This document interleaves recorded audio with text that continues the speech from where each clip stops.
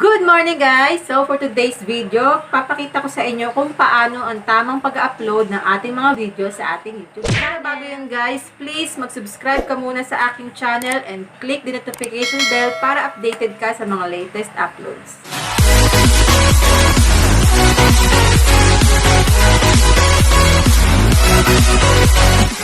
So dito tayo guys sa aking screen para kitang-kita nyo siya ng buo. Ang una-una nyong gagawin, pindutin nyo lang yung auto-rotate na inyong cellphone. Then, punta kayo kay Google Chrome. Punta kayo kay Google Chrome and then, buksan nyo dyan yung inyong YouTube. Basta guys, may aayusin kayo sa inyong channel. Lagi lang kayong magbubukas sa inyong Google Chrome. And then, dapat lagi siya naka-desktop site para kitang-kita nyo ng malapad. And then, click nyo lang yung profile picture nyo. And then, Creator Studio. Ayan, makikita nyo. And then, sa tabi ulit ng profile picture nyo, yung Create. Click nyo lang yan. And then, yung Select Files. Ayan, Files. And then,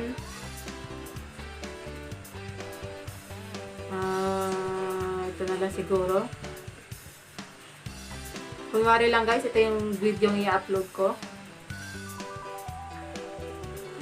And then, yan. 1, 2, 3. Kita nyo guys, yung sa mga itaas. Number 1, yung details. Number 2, yung video elements. Number 3, yung visibility. And then, dito muna tayo sa details. So, dito tayo guys sa title. Importante yung title mo pa lang, dapat malakas na yung dating. Kumbaga, ay yung sinasabi lang, short but strong. Kasi yung title mo, yung magiging summarization ng kung anong meron sa iyong content. Kunwari yung content mo ay tungkol sa pagkukulay ng buhok. Simulan mo agad yung title mo sa how to, how can I, DIY. Kasi dyan madalas nagsisimula yung ating mga viewers kapag nagtatype sila sa search box. And then, dito tayo sa description. Importante isulat mo dito lahat, as in lahat. Sagad mo yung words. Sinabing lahat ng kung anong makikita sa content mo para madali siyang makita ng mga viewers. Pwede mo rin niya ilagay yung iyong FB account, Twitter account, Instagram account, or TikTok account.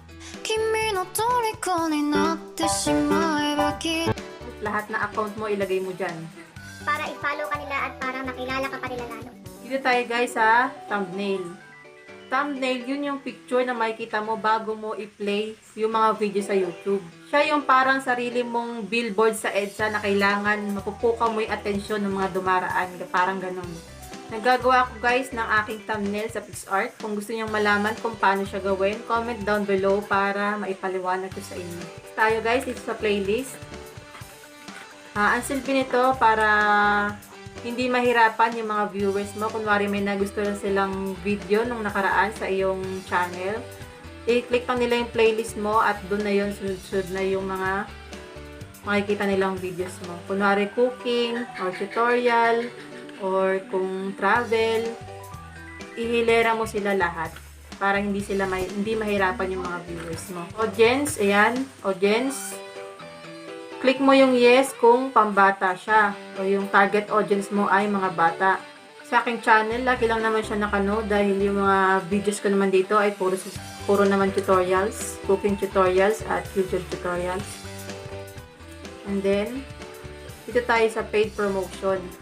Yan yung kung may nag-hire ba sa'yo or kung may nakipag-partner ba sa'yo para i-promote yung kanilang brand sa iyong YouTube channel or sa iyong mga videos na ginagawa. Sa akin, wala namang nakikipag-partner. Yan, hindi ko yung sinasagutan, i-leave up ko lang. Pero kung mayroon gusto makipag-partner dyan, baka naman. Mahilig po ako magluto, makalibre man lang. Yung suka, mantika, email nyo lang po ako. Then, dito po tayo sa tags or yung tinatawag po nating hashtag. Parang sa Facebook lang din siya, naglalagay tayo ng tags or hashtags para mabilis tayong makikita ng ating mga viewers or mabilis makikita ng mga viewers yung ating mga videos. Kunwari nga, tungkol sa pagkukulay ng buhok, yung iyong video, example lang, hashtag or ilagay mo sa tag, DIY or hair color or hair, basta kada word or kada 2 words, kada 3 words, maglalagay ka lang ng kuwait pa and then space. Dito tayo sa license and distribution. Standard YouTube license. Ibig sabihin nun, ikaw yung nasa video. Ikaw yung gumawa ng video mo. Maski music or effects na ginamit mo, ibig sabihin, legal mo siyang nakuha kung saan mang website yan. Para hindi ka magkaroon ng restriction sa YouTube channel mo na copyright claim. May mga music kasi guys, o kaya video clips na gusto mo isingit sa iyong mga videos, pero hindi pala pinapayagan ng original na may-ari na may ibang gumamit nun. Pero meron din namang iba mga music or video clips na pinapayagang mailagay sa iyong content or makopy mo sa iyong content, yung mga ibang parte. Pero may kondisyon.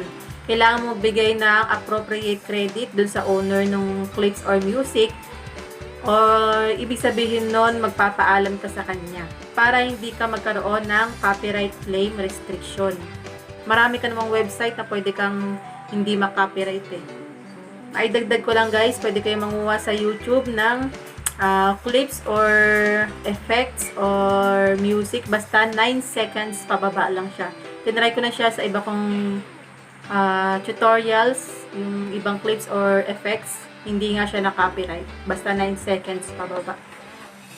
Check nyo lang lagi yung, ayan sa baba, yung allow embedding. Ibig sabihin niya, pinapayagan mo si YouTube or pumapayag ka sa posibilidad na ma-share yung iyong content sa iba pang social media accounts like Facebook, Twitter. Then, yung sa baba, syempre, check nyo lang din yan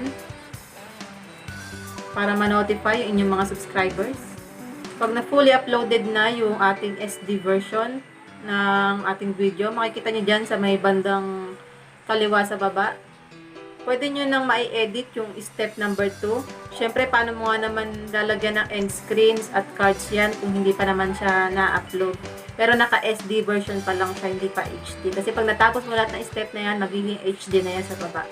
Yung end screen yan yung binigay na tool ni YouTube sa ating mga content creator. Syempre, una, makakatulong siya ma-extend yung ating mga watch time minutes or hours. Pangalawa, makakatulong siyang i-promote yung ating iba pang videos na ginawa natin sa ating channel. At itong end screen guys, nilalagay siya sa dulo, mga 10 seconds or 20 seconds bago matapos yung ating ginawang content. Yun yung makikita yung dalawang box sa bandang dulo ng ating mga video. Pipili lang kayo dyan. Then, pwede nyo namang i-edit kung saan banda siya mailalagay. Para ka lang din nag-edit ng video sa KineMaster. Adjust nyo lang siya. Then, kunwari dito sa cards, add lang kayo uli. Click nyo lang yung add. Yung cards, yun yung rectangular na lumalabas dito sa taas. Pag clinic nyo yan, mapupunta kayo sa video kung ano mang ilalagay mo dyan. Kagaya ng end screen, syempre makakatulong din yan para ma-promote yung iba pa nating videos. Pero syempre dapat connected siya sa inyong ginagawang tutorial or video content. Kunwari yung pinapanood ng viewer mo ay tungkol sa iyong cooking vlog, syempre yung ilalagay mo naman dyan sa iyong card, dapat yung tungkol din sa pagluluto pero iba namang putahe. Kasi minsan guys, ang ating mga viewers, kahit ako pag nanonood ako, naghahanap pa ako ng iba pang videos na mapapanood ko. Kumbaga parang nabitin ako dun sa video yung pinanood ko. Kaya yan, parang yung card na yan, suggestion na rin sa viewer mo. And pag nailagay nyo na yan guys, lipat ka na dito sa step 3 sa may visibility. Siyempre guys, isi-set mo siya sa public. And then, schedule nyo lang kung kailan nyo siya gustong mag-appear sa inyong YouTube channel. Ako guys, madalas nag-upload ako ng aking mga content, mga banda alas 2 or alas 3 ng hapon. Kasi yan yung mga time na walang masyadong ginagawa yung mga tao, nakatutok lang sila sa cellphone kasi mainit sa labas, diba? Yan yung oras na sa ibang mga bansa or sa Middle East, yan yung mga oras na umaga pa lang sa kanila. Kumbaga, pagkagising sa umaga, cellphone agad, hawak nila yung kanilang cellphone para mag-view na agad nila yung content. So, pag okay na siya guys, HD na siya sa baba, sa may bandang kaliwa, click nyo na yung publish.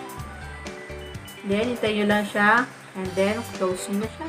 So, yun na nga guys. Sana may na-share ako sa inyo at may napulot kayong mga kaalaman mula sa akin. Kung mayroon pa kayong gustong malaman or gusto nyong gawin kong tutorial, comment down below para maasikaso ko yan.